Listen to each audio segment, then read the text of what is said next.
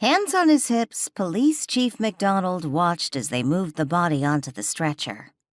Standing next to him was Officer Brian Henderson, who had just arrived. Absently removing his cap and refitting it back on his head, Brian asked, "Any idea what happened?" "Appears to be a mugging. Looks like someone bashed in her head and then took her jewelry and rummaged through her purse. I think we found the murder weapon.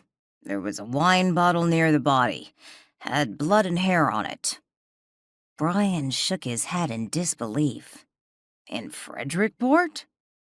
Someone would kill a little old lady over jewelry and some pocket change? "You probably didn't notice, but Jolene liked to wear every diamond ring she owned. All the time. That woman loved diamonds."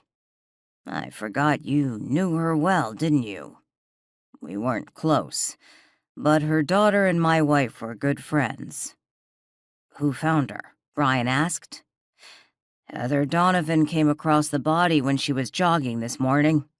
At first she thought it was some sort of sand dune, but then she noticed the shoe.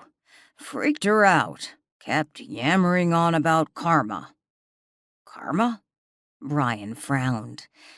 "Yeah, all that about Jolene's grandfather and Heather's great-grandfather being responsible for the Eva Aphrodite massacre," MacDonald reminded him.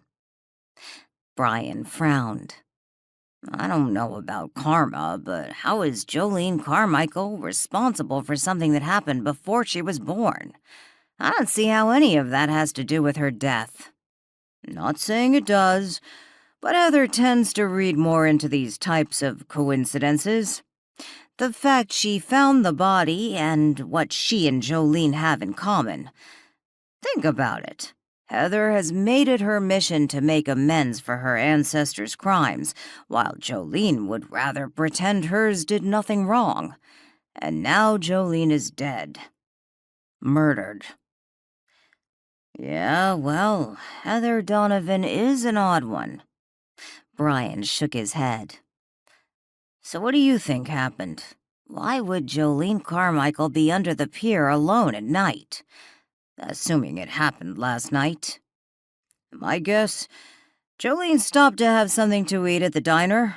Her car is still in their parking lot. Maybe someone was passing through and noticed those diamond rings she liked to flash around, and the fact she was an older woman, alone and vulnerable. Maybe she decided to take a late walk on the beach and the killer followed her. Joe is up at the diner now, seeing who was working last night."